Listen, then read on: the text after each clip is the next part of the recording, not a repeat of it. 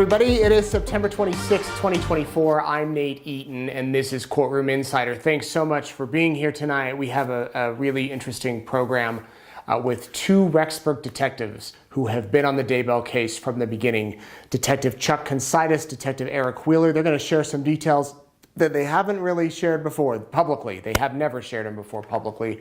We're going to get into that in just a minute. I'm sure that you saw that Chad Daybell's house is no more. It was demolished last week. Here's some video. Last week, if you missed Courtroom Insider, I did a walkthrough of the house and the property, and the very next day, last Friday, demolition crews showed up and flattened everything.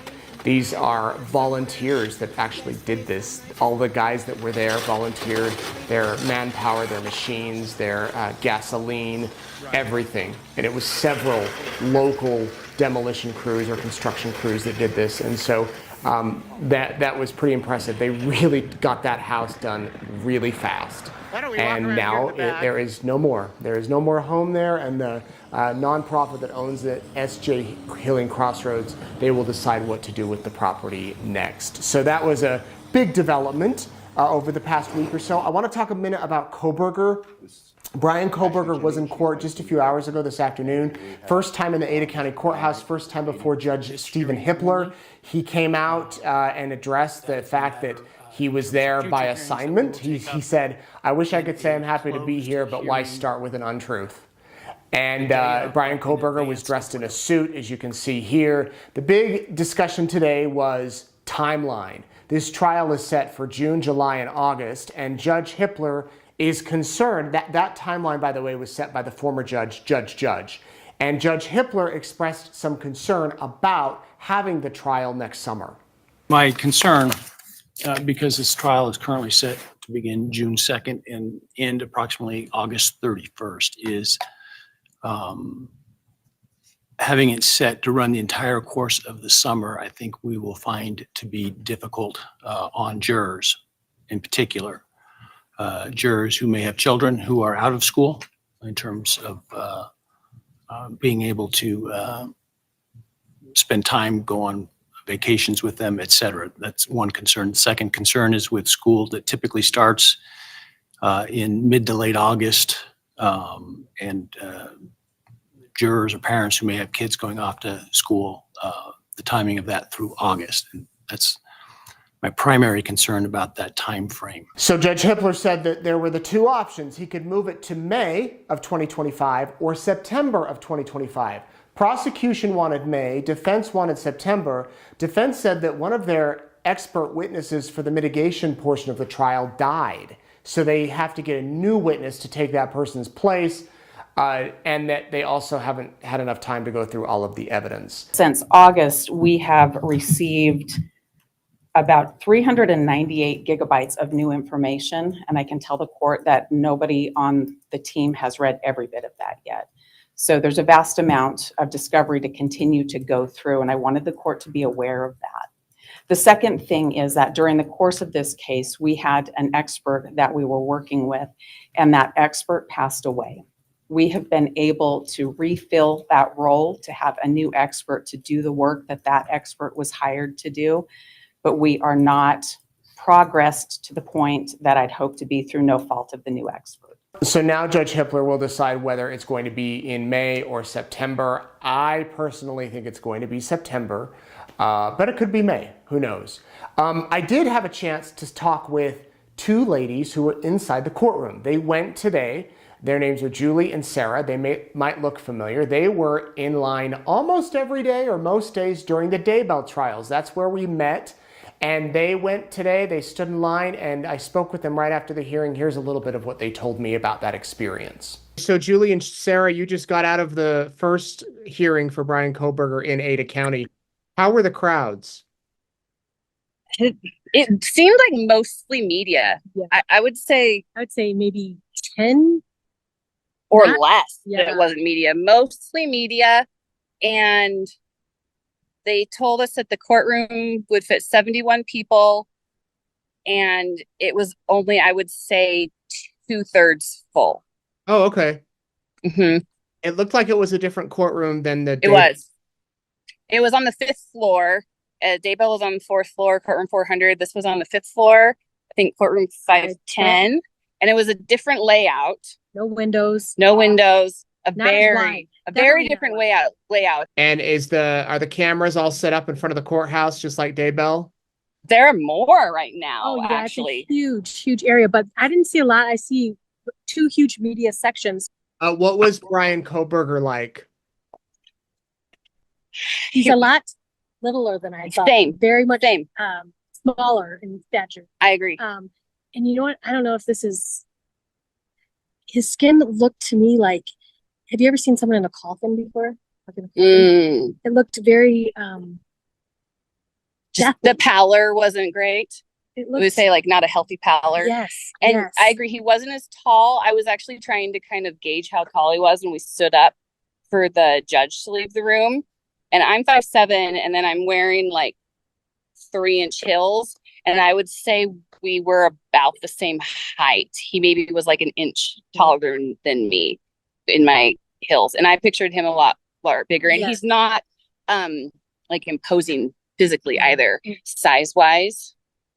Yeah. He's more, like smaller than I would have thought. Did you see him smile at all when he was chatting with his? No. He came. So we were all in there. The bailiffs let us all in, and then they brought him in after we'd been sitting in there for a few minutes. They brought him in. If you're facing the front of the room, the defense was on the right side of the room, and so there was a door right there next to the defense table, and bailiffs brought him in after we were all sitting, and his attorneys were already at the table, and he had a suit on, and he was cuffed like hands and feet, and they brought him in, and he stood there, and then they uncuffed his hands, and then he sat down, and he didn't like smile. Mm-hmm. He didn't really like look at anyone, and then when he sat down, he just was like, he just stared straight ahead the whole time. What made you guys decide to go today? I just wanted to see, take a look at him. Why? Just wanted to check out the whole thing, see what the judge was like. Yes, I was really curious about the judge. And I wanted to kind of see his like, kind of like the countenance he gave off in person. Because, you know, in TV, you can kind of get like, sort of think like, oh, what someone's accused of, and think like, maybe there's nothing behind the eyes, and you kind of want to see that in person. And I still got that sense in person. It's almost like when you look at an inanimate object, you know, and there's no life in there, but it's like more cognitive dissonance makes it even more strange when it's a human, because you're looking at someone that's human, but then getting sort of that feeling of looking at an inanimate object. Right. Oh, go ahead, Julie. Oh, I was just going to say, it felt like we were pretty close to him. Yeah. You know what I mean? It felt like, it seems like, I don't know, for Chad's it never, maybe because I sat on the other side for Chad. Because the room is longer and narrower as opposed to wide. Yeah. So, and we were dead center. And so it is like closer because the tables aren't spread wide apart like they were in Daybell. So we were closer. Yeah. Especially like when he walked in. Yeah. And was right there to our right. So there you have it. That's kind of an inside look. My thanks to Julie and Sarah who filled me in, and I'm sure I'll be seeing again. It's so fun in an odd way, but it's kind of nice to run into those of you who were at the Daybell trial around town or in other cities that I might be visiting, and have you come up and say hello. Kind of a instant connection there from the trial, and I'm sure those that will happen a lot more with the Kohberger trial. Next hearing for the Kohberger case, November 7th, there will be motions about the death penalty. His attorneys want it taken off the table, and the prosecution obviously will argue for it to remain on the table. So I'll keep you up to date on there. Now let's get to today's topic. Detective Kunsaitis and Detective Wheeler. Both of these guys actively involved in the Daybell case from the beginning. Detective Kunsaitis' assignment was the money. go through all the finances, Lori's finances, Chad's finances, probably the kids' finances. Look at everything you can, and boy, did he have his work cut out for him. He worked closely with the FBI forensic accountant Michael Douglas, not the actor, and not Tammy Daybell's brother, but another Michael Douglas, and they helped find some key points in the trial. We'll talk a little bit about that, but more importantly, well, not more importantly, more interesting maybe is stuff we haven't heard before. The payments Lori was making on Christmas, things like that. And then Eric Wheeler, he's the guy that arrested Chad Daybell. Remember that video we saw in court when Chad was in the backseat of the car and he was talking to Emma? That's Eric Wheeler's cop car. And that's where Chad Daybell was for quite a while on the morning he was arrested. So, without further ado, here is the interview. My thanks to Detective Kunsaitis and Detective Wheeler. So glad you both could come in here and talk with us today. Tell me what was your role, your responsibilities during this investigation? My initial role was just sort of after the search warrant of Lori's house, of the apartment complex, and just did some French things from there. But ultimately, I got into the finance aspect of it, and then did the travel and also some interviews that kind of came from that, where Chad's, business with Christopher Perret, Nancy James. We did some interviews. Right, so you went through all the finances, which we'll get to in just a minute. Eric, I think a lot of people remember you because you were the one that actually arrested Chad. Yeah. So at that time, I was a patrol sergeant, and they asked me to go out when they were serving the search warrant on the property. And so I was there during that as a patrol supervisor. And then I arrested Chad. And then shortly after this kicked off, it was probably within a year or so, I moved over to the investigations division and then helped out with certain different tasks that the team asked of me. Like reading all his books. Like reading some of his books, yep. And how was that? Painful. Yeah. Yeah.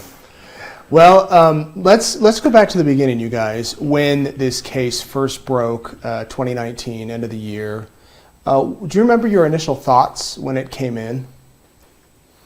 I really wasn't a part of it so much as until the search warrant planning was taking place. I was busy doing other things, and Lieutenant Hermosillo Ray had a handful of guys that they were just sort of following up on information from Arizona and Fremont. So I really didn't have a lot of it, and I just remember sitting around, I think it was probably at lunch or something, and they're trying to explain the family tree with Alex, and then you had both Melanies, Lori, Chad, and just trying to figure the whole thing out. It was really confusing. Do you remember, Eric, what you thought? Kind of in the same boat as Chuck. I wasn't directly involved initially. We would assist, from the patrol side of things, looking for vehicles or different clues or fielding tips that would come in, and trying to help sift through some of that. But as time went on, I would imagine, as it grows and gets more media attention and it starts developing the legs all over the place, I'm sure you're all pulled in to help, right? Yeah. Our then Chief Shane Turman, when we put out the press release saying missing kids, I think it was around December 20th, he was just like, whatever you guys need, and that was one thing I'm really, appreciated about that. So, but we just started, following up on all this information, and then the information that was coming in was just, so much. And then it started, okay, we need to have, A, B, and C done, and they started making assignments. And I ended up getting with the financial stuff, and started, I actually, they had some abandoned mail at the post office boxes in Sugar City, and also in Rexburg, and so that's kind of was a treasure trove for us because it had all the bank statements, it had wireless phone bills, IRS stuff, Social Security stuff, and so that allowed us to go ahead and write paper and start getting in all this information. So that was huge. It was a massive undertaking, no doubt. And then later on, I think it was at the end of January, Mike Douglas, he was the forensic accountant for the FBI. He came on board, and we worked side by side through the whole thing. And we ended up around 80 accounts, and that involved Chad and Tammy, Alex, Melanie Boudreau, now Melanie Pulowski, us, Lori and Tylee. 80 accounts. 80 accounts. And what are you doing with these accounts? Are you going through line by line? Going through line by line. You know, we're trying to find the kids, right? Because Lori's not saying where they're at, and so we figured, okay, if they're somewhere, maybe they're, you know, paying money to somebody or something. And then we started taking on, you know, as we started going through it all, you started seeing like the behaviors of Tylee, where she's got money coming in every month from her Social Security stipends. She's got a Jeep payment. She's responsible, but she's a teenager. She's making all these, you know, in-store purchases, and she's, you know, spending like you would think a normal teenager would. And then right around September 1st, it just goes off the grid, where everything now converts from in-person to just online stuff. And I remember taking that to Ray, and Ray was looking through, I think he had some phone information from Tylee, and started looking at her phone activity, and it kind of coincided that, okay, something's wrong here. She's using her card at gas stations, fast food restaurants, going in person to these In places. person. And then suddenly, September 1st of 2019, the pattern changes. Yeah, they were moving up from Arizona, and you can see her purchases in Arizona and Utah, and then they just kind of stopped once they got to Idaho. Was there one smoking gun or one major thing as you're going through these that you're like, whoa, that really grabbed you, or was it more of a pattern? There was a couple things that grabbed us after we had received from her Lori's BBVA, her personal account that only she had access to, when she started having Tylee's money deposited into her account, and Tylee did not have any control over her account anymore. And then we go back and look a little closer to it. So I believe it was like the 28th of August was the last deposit, or the first deposit into Lori's BBVA account, and then all of a sudden Tylee's dead. We look at the Social Security deposits. Once Lori had started receiving the Social Security monies from Charles from his death, and you know, she had JJ's money as well for being the guardian to a minor. Once those monies dropped, JJ's killed. And so we kind of were looking at the grand scheme of things. We know that Lori was looking for the $1 million policy of Charles back in July, and when a week later she found out she wasn't the beneficiary of the money, she calls Chad or texts Chad and says, I'm not going to get the $1 million, but I'll have, I think it was like $4,500 in Social Security. So she's already planning to get the Social Security money. But then we started looking at it closer. We see that, okay, the money hits her account. We don't need Tylee anymore. We kill Tylee. Money hits the account for her, which she's getting monies. They kill JJ. And the other thing I want to bring up, actually there's two more. One of the big ones was that on Christmas Day, 2019, Lori is in Hawaii, and there's a late fee payment that needs to be made on the apartment complex, and she used Tylee's credit card or Tylee's bank card to make that late payment. The apartment in Rexburg. In Rexburg. She uses her dead daughter's card to pay it on Yep. Christmas. Yep. And the other big one was having to deal with Chad, was when Tammy's funeral was on October 23rd for Rexburg. They had a funeral service. She was buried on the 22nd in Springville. They had a funeral service on the 23rd, and 5 days later, Chad is purchasing airline tickets to go get married November 1st for her in Hawaii with her and Lori. 5 days 5 days after a funeral service. And you're tracking everywhere he's spending his money, at least on cards, Yes. bank and accounts. Chad, for his involvement, really tried to keep a very low profile of his footprint of where he was at. It always seemed to be Lori was paying for him. When Chad was go out of town, you would never see any business transactions. You would think, well, you know, being an owner of a book company, doesn't have any travel expenses. it's just kind of weird. He goes to Arizona, there's no transactions, and then he was in Utah, not really spending a lot of money, but everywhere he was meeting up with Lori, we think that Lori was just, She was paying. yeah. Well, that kind of fits as far as his cell phone activity when he had contacted Google and asked them to stop tracking him. Before, one of the witnesses testified that he had tracking on his Google phone turned off so that they couldn't track his location. It makes you wonder if with the finances he tried to keep as low profile as possible so that you all couldn't track him. Yeah, and he didn't carry a lot of cash with him. Only after when he got the insurance money from Tammy's death did they actually keep cash on hand. And how much was that payout again? There was 2 policies totaling $430,000. There was a $300,000 policy and a $130,000 policy. The other question, do you recall how much Lori got after her third husband died from that life insurance policy? Well, I believe it was right around $75,000 or $80,000, and there was some money that was sent to Annie Cushing. We tracked her down, gave her some money that she was entitled to, from that. And then the rest, I think there was, I want to say $60,000-ish. It's been a little while now. Right. So, but basically she and Charles paid off some debt, and then Lori took $25,000 off of that to open up her bank account, and then gave $5,000 to Colby and Tylee. Do you think she had anything to do with Joseph's death? No. I know that's a pure loaded- speculation. Pure speculation, loaded question, and I don't feel comfortable answering. Okay. Eric, do you want to comment on that? No, I don't. Okay.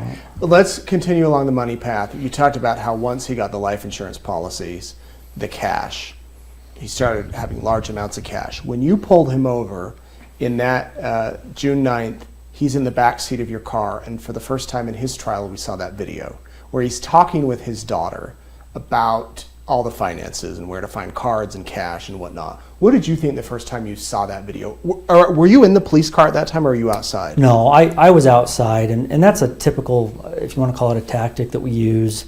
There's times where we'll put 2 people that we've arrested in the same vehicle and let them talk and glean a little bit of information out of them that way.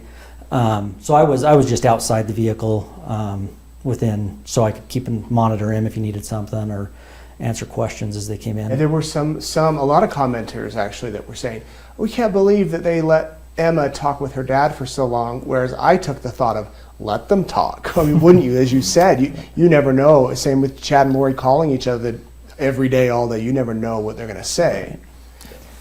Yeah, and he's not saying, I don't know what's going on, I'll have to call my attorney, maybe I'll be home by dinner time. There's none of that, Yeah. when he goes, probably won't be coming back.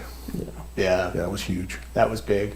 What was it like to pull him over? Do you remember, were you told once he took off, go get him? Yeah, it was kind of interesting. So my assignment was to kind of monitor his movements if he was in the area, and he had gone over to across the street to his daughter's house, and so he was there. So during that whole morning, I had been kind of watching that, doing scene security, making sure people aren't coming into the scene as everybody's searching. And so at the very first, he had moved his car from that back driveway on the east side of the house. He had moved that over to the front driveway on the west side of his house, and he backed it in there. And that was primarily to let the evidence team and everybody have access to that back portion of the property. And so as he's on the phone, and I'm not necessarily within earshot of him, but I can just see him. And he's on and off the phone. He's trying to see as best he could where they're searching, and I think I testified to this in the trial. But when the dogs had showed up and started searching, you could tell that he had perked up and was really interested in where the dogs were, especially when they were around the pond area in that tree.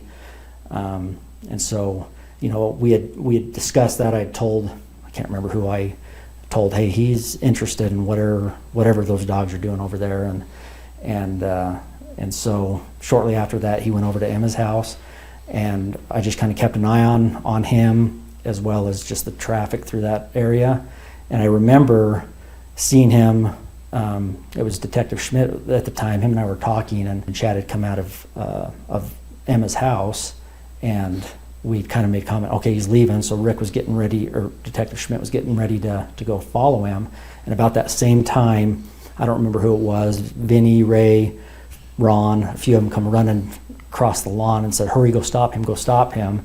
I didn't know, I had no idea what they'd found at that time. You didn't know JJ had been found? No, I didn't know any of that at that time. And so I jump in my car and go stop him. Still not knowing really what we had him exit the vehicle. About that time, Lieutenant Ball had showed up and told me to take him into custody, and I put handcuffs on him and put him in my car. And then we went back to his house, his property, and the prosecutors were trying to decide which jail facility to take him to. So while we were waiting there at that location is when Emma came over and had that conversation with him. What was his demeanor when you pulled him over? Was he nervous, normal? He was probably a little nervous, but more normal than you would expect of somebody that, that have a bunch of officers searching their property, and then you just get stopped and put in handcuffs. It was a little shocking. And then after I found out, what they had found, then I thought, man, this behavior is just not normal for somebody if they were innocent. You found what? And there was none of that. Right. Where do you think he was going? I don't know. I know that Pryor and the defense team was, trying to say that he was going to meet with his attorney, but the timing of it was just odd to me, because as soon as they uncover JJ, he's leaving. And so it's like, did he know that we'd caught him and he was trying to get away, or what was his thought process? I don't know. One of the other assignments you all had, I believe, was to listen to the phone calls between Chad and Lori. She was arrested in March of 2020. He wasn't arrested until June. So over the course of those, 3 or 4 months, how often would they speak to each other? It was just our luck that they probably spoke for 8 to 10 hours a day, if not more. A day? Be on the phone constantly. And it was painful. It was probably Eric reading Chad's books. What can you give us an idea of? You say painful. I mean, was it? Well, it's just like they talked in code a lot, and as the case started to unfold, we could kind of see what they were, the things that they were saying. We kind of understood what they were referencing. Lori was wanting to get out of jail. She was hoping to get out of jail early on because COVID hit, and they were letting everybody out of jail. So she was very frustrated. During that time, there was talk of Chad wanting to put a mobile home or another home of something on his property for he and Lori to live in, and Chad would actually bring in, blueprints of mobile homes, and Lori would. The first one he brought in, Lori wasn't too thrilled about it. And so he'd come back, a couple days later, and he would have a new set of blueprints, and, it was... So they're making plans to actually physically be together? Well, yes. Did they really believe it? I mean, do you think that they really thought that it would be happening? I think, on some level, I think they were absolutely believing that they were going to be together. And she'd be living in a mobile home out at his property. Well, that was one...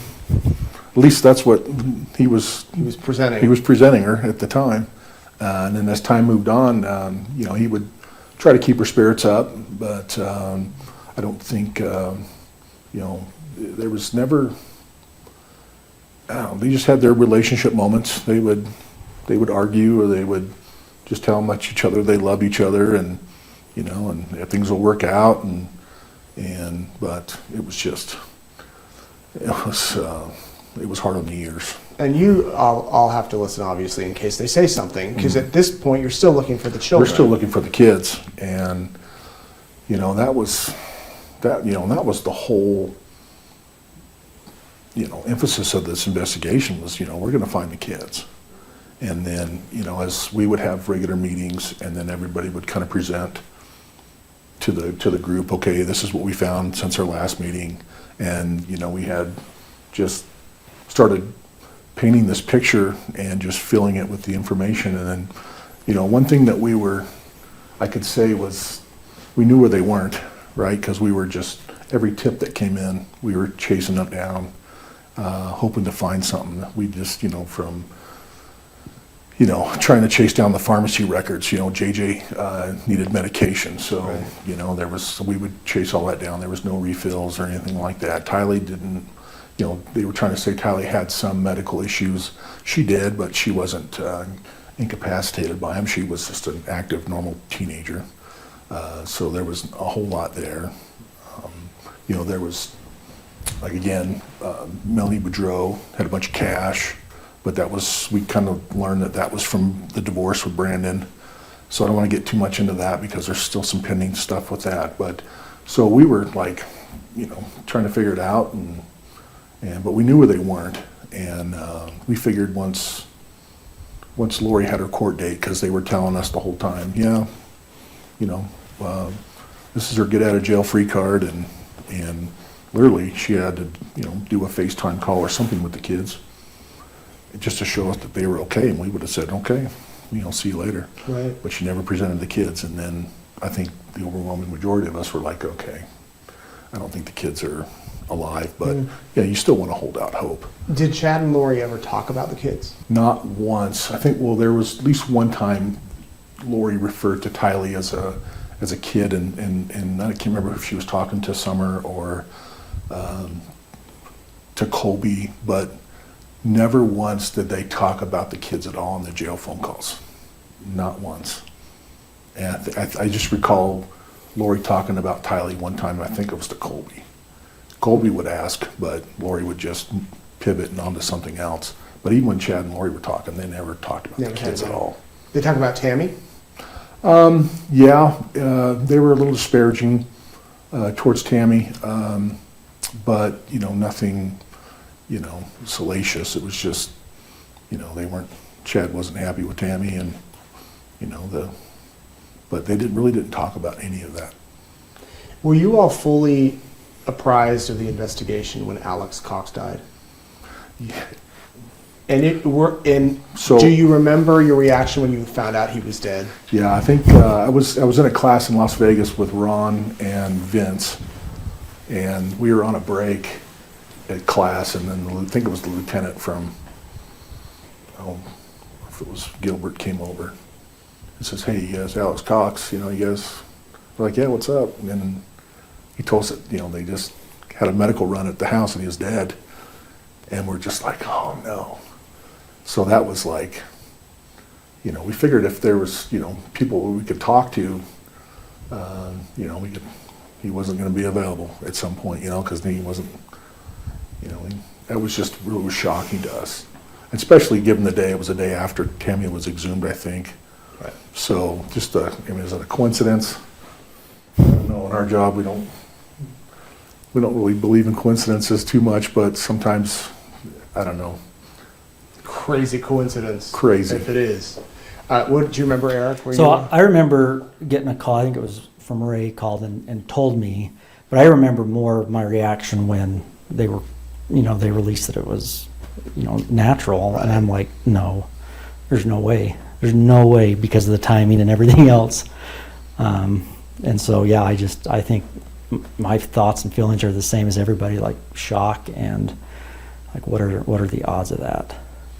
They said that Alex, he was a truck driver by trade, and so he did a lot of road time, so maybe that contributed to the blood clots. I've always wondered if he had lived, if he would have turned on them. If he would have seen seeing what he told Zulema is that if I might be the fall guy, would he have told all, or would you have a third trial with him? My personal thoughts are, especially with the team that we had, they would have been able to get some information out of him, is my thoughts. But Let's go to June 9th, 2020. So you all knew, I believe the night before or a few days before, that you were going to go do this search. And did everybody have an assignment out at the property? Yeah, they gave out assignments. There was a meeting Night the before. night before. So we were all met up at the church right there next to Chad's house with the big blue FBI bus and all the investigators. And when we got word after they served the warrant to Chad, that we all rolled down, and they turned the cadaver dogs loose. And so we were waiting until they're done, and then we just started, going through our areas of assignment. And mine was, there was a shed where the dogs had hit. So we, along with the AG guys, we pulled out some of the bins and everything, and then they sent the dogs back in. There was nothing there.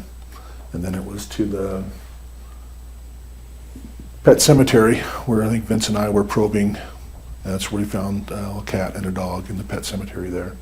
And then they started looking over where we ultimately found JJ. And so they were working on that, and we had moved from the pet cemetery. I was out to the fire ring, where we started, sifting through stuff, myself and Mike and a couple of the other investigators, and we would start coming across little pieces of tissue and bone. We didn't know at the time whether or not they were of any significance, because it's a rural property, and sometimes they'll burn pets or they'll burn animals, kind of a thing, right? So we just kind of collected them, and then when they came upon JJ, we all just went over there and started slowly unearthing them. And then when they cut into the plastic, and a little bit of JJ's hair came out, that's kind of picks up right where Eric saw everybody running towards him saying, get him, get him. And we were there, and we were just like, it was kind of an unreal, surreal moment that, looking now that, okay, we have JJ, and it was, When you tough deal. when you all were going in that morning, did you think that would be the day that both those kids would be found? And I don't know. I don't know that I did. I can speak for me. I don't know that I did, because I thought, who would kill two kids and bury them in their backyard, but you've got to do your due diligence, and at this point we just want to find these kids. That is all we want, and so we're going to do anything, even if it seems so unrealistic. We're gonna try it. So and then at the first probably hour that they were out there, just the way that they were kind of acting, I'm like, oh, maybe nothing's here. But when I started getting a little bit more hope that, okay, maybe we've come across something, is when his behavior started changing. He started getting a little more, curious of what they were doing out there, and so yeah, I think initially I just like, there's no way we're gonna find him here. so as you're out there in the dirt, finding these pieces of tissue and bone, and then JJ's found, and then you realize this is Tylee. What's going through your mind? Is it more do the job, focus on this, rather than the reality that these might be kids, or Yeah. a bit of everything? That's something. I've been almost 25 years in the job now, and Eric almost as long.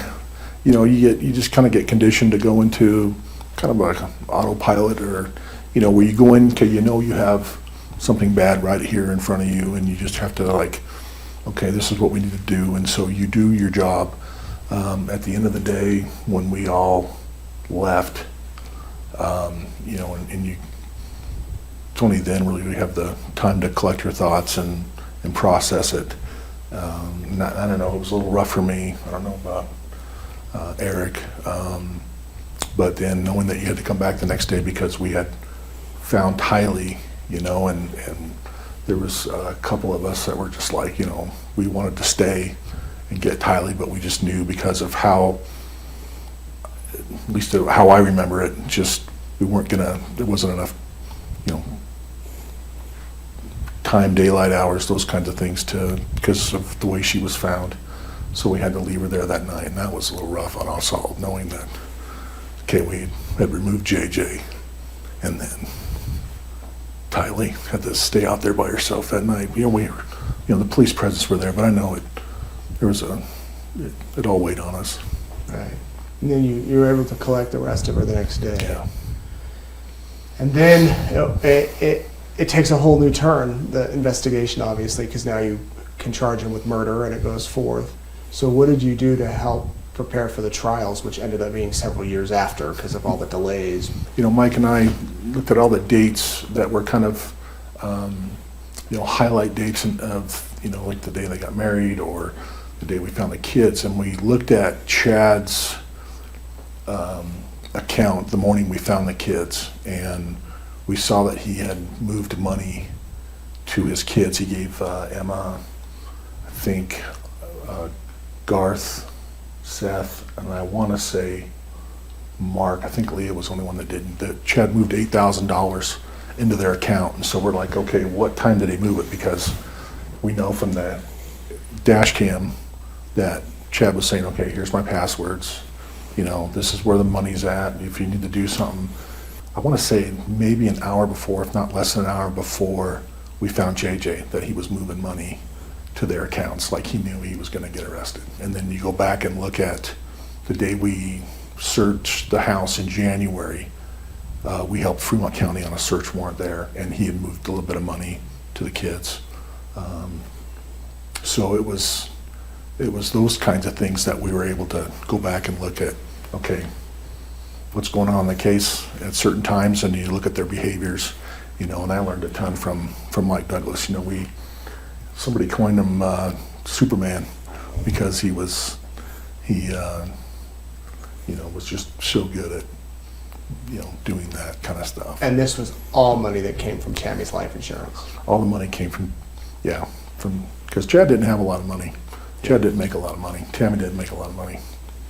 But she and he had upped their policy to the maximum, her policy. Yep. Before she died. Yeah, right before her first attempt on her life, we believe, and when Right. in that first or second week of October. When she was in jail, was he sending Lori money? Yeah, he, we all have our theories. Mike and I think I will speak for Mike on this. They know what they did, and so she's in jail and he is not. So we're thinking he's trying to appease her as best he can by giving her as much as he can, so she would have deliveries of, clothes and goodies and things like that. I think he was trying to help her out as best he could because, at any given time she could just say, okay, this is what happened. And so I think that somehow that played a little bit of it, but he spent a lot of money on her. So what did you think when the guilty verdict came down? Were you both in the courtroom? No, were you? Yes. Yeah. Eric, what did you think?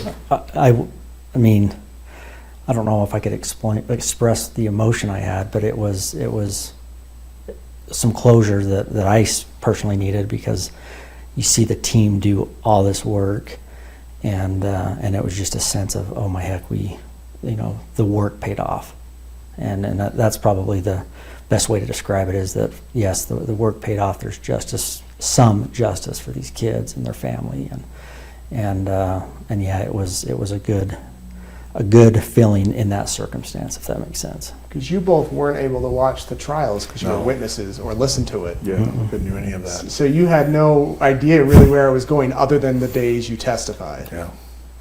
But you were able to come in for the verdict, and what did you Yes. think, Chuck?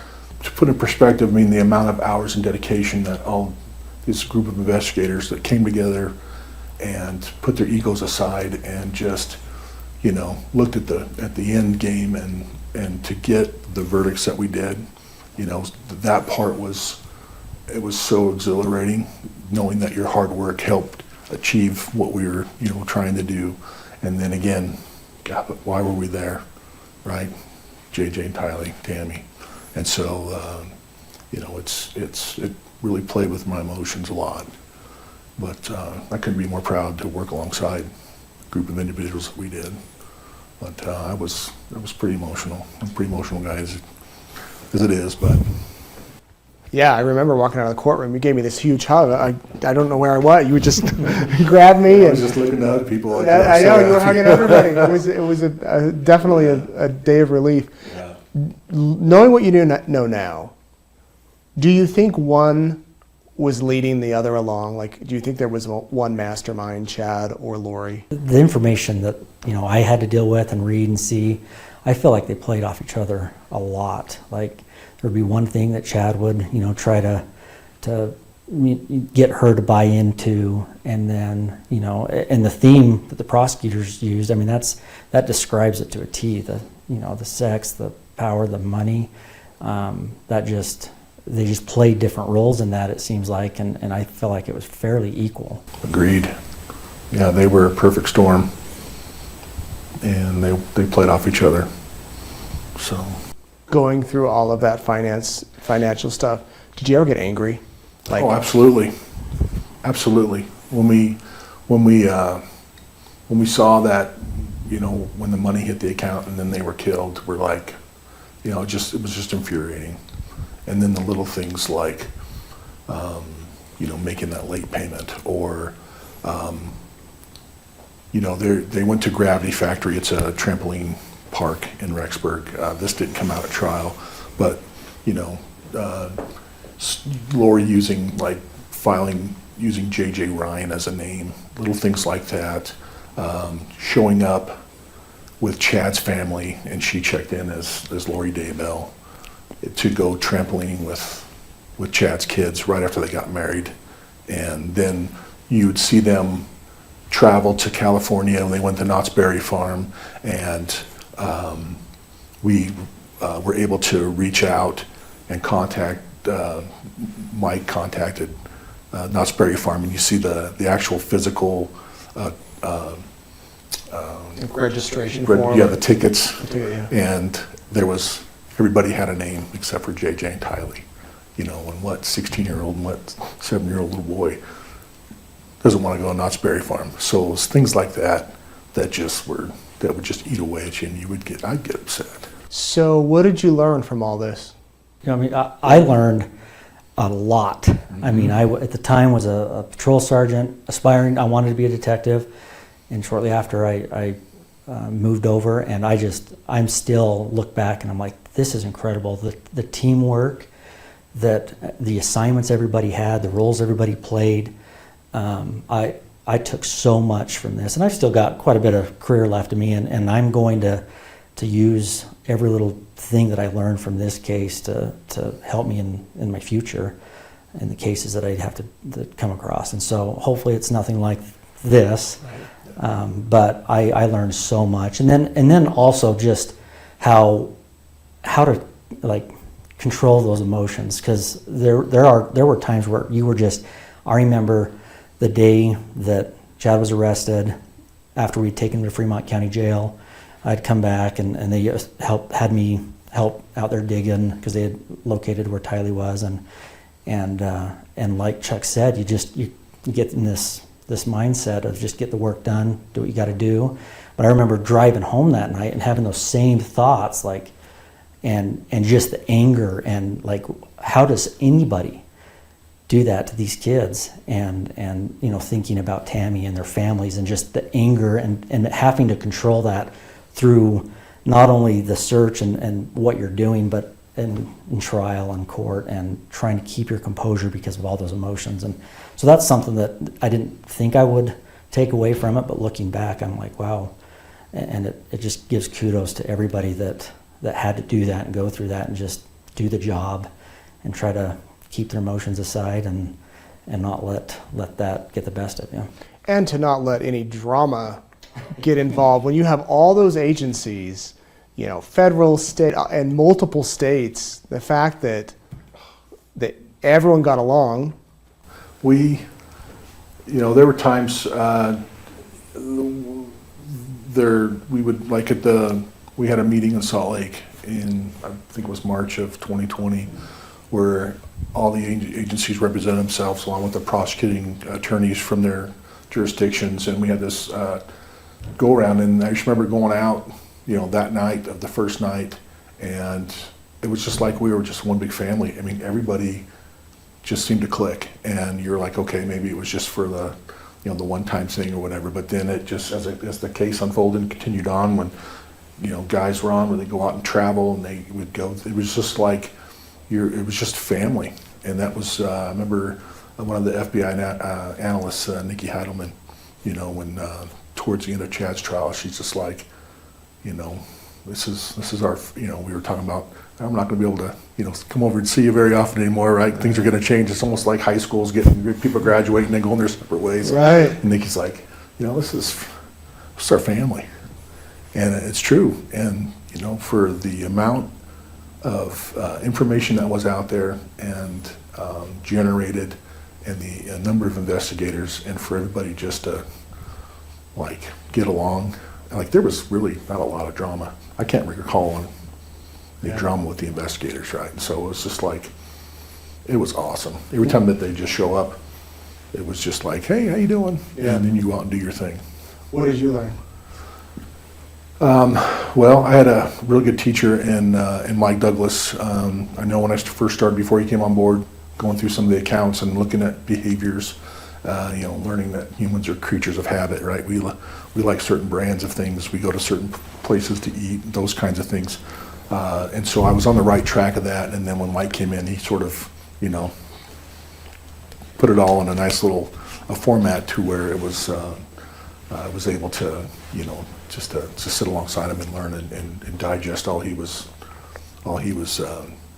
you know, putting out there to take in. So from an investigative point, I learned a ton, and I have him to thank for that. And then, you know, I've been on for quite a bit. I have a couple of years left maybe, and I'll be done with it. Just, you know, I guess got to piggyback off of what Eric was saying. Just, I mean, working alongside these people and the team effort, and that what you can accomplish just by putting your egos aside, you know, and it's not about who gets the credit or this and that. It was nothing like that. It was like, we have 2 missing kids and we have a dead spouse, and then we find JJ and Tylee, and it's like, okay, let's go do this. And that's what it was all about. It was, you know, oh, it's us and it's them. It was none of that. And it's hard to say, because I've been a part of, and I'm sure Eric has too, of, you know, multi-agency kind of investigations, and there's always 1 or 2 that are just, you know, it is what it is.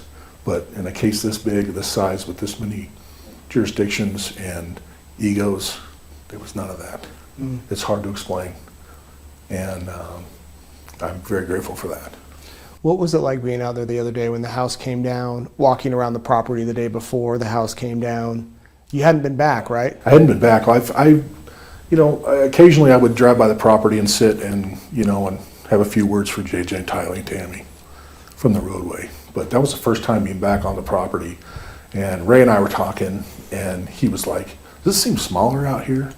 You know, like the area that we were searching at the time, it just seemed like it was just so massive. And then when you being out there, it really wasn't that that big of an area. And then looking at, knowing from the satellite images of where Tylee and where JJ and all of that, you could still see some of the, you know, the backfill from where we had Tylee. Walking through the house, going into Chad and Tammy's bedroom, you know, I had some you know, personal thoughts to myself on that when I was walking through and there was no one else in the house. And, you know, just the horrors that were there, and the unnecessary horrors that were there for people that were just selfish and didn't care about anybody but themselves. So it was weird.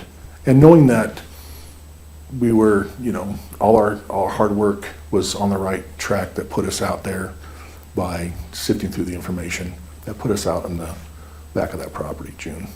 So, yeah. And got everybody where they are today because of it. What do you want to add?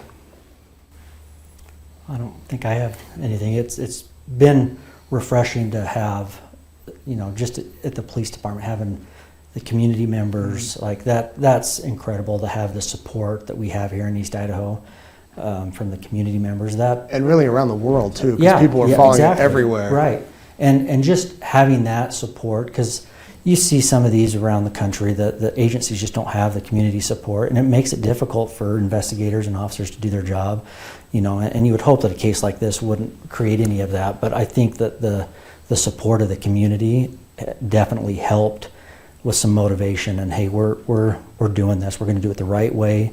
We're going to stick together. And so I guess I do want to say that I really do appreciate the community support, the support of our administrations, and the team that I got to work with.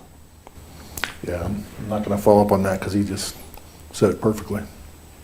I remember driving out there on June 10th, the second day, and on the radio they were talking about defund the police and how there were protests across the country about defunding the police. And I'm thinking, what a juxtaposition between that, as you all are out there in the heat of that hot summer day looking for pieces of a child. I mean, it didn't make any sense to me then, and I think people that were pushing that back then maybe are having some second thoughts now. But anyway, thank you for your work. Thank you. Appreciate all your help and support through this whole thing. Well, kudos to you, the entire department, all of the investigators that did everything, and thanks for putting up with all those phone calls and all those financial records. Yes. It helped get us where we are today. Detective Chuck Kunsaitis, Detective Eric Wheeler from the Rexburg Police Department. Nice having you here. It's been so nice and interesting talking with all of the detectives and investigators and agents and officers who have worked on this case. Not all of them haven't spoken, but a lot of them have. And my invitation is open to any of the others who worked on the case who hasn't spoken before to come in here and have a chat with me, or we'll talk on Zoom. Big thanks to Detective Kunsaitis and Detective Wheeler for being so open with me. Next week, really interesting program that I'm already working on, dealing with a missing girl from the FLDS church, former FLDS. Well, she's still a member, I guess you could say. Her mom's going to be here. We're going to give you the latest on where is Elantra Fisher. I've covered this since last January, 2023, and that girl is still missing. And Elizabeth is opening up like never before about living in the FLDS and why she believes it's child trafficking. She says her child is being trafficked. And we will hear a lot more about that, and also some other interesting stuff coming up later in the month. And in October, it's already October. I can't believe it. Anyway, thank you so much for watching. Here's where you can follow me: Facebook, Instagram. I'm on X and on YouTube. You can find me there throughout the week with all my other stories too. And thank you to everybody who bought a mugshot t-shirt. We've got a few more left, but those of you that are wearing those around, it's so fun to see. And thank you for sending me the photos when you get those shirts. If you're still interested, eastidahonews.com/shop. That's where you can pick up your own t-shirt if you don't already have one. And I think that's it for tonight. All right.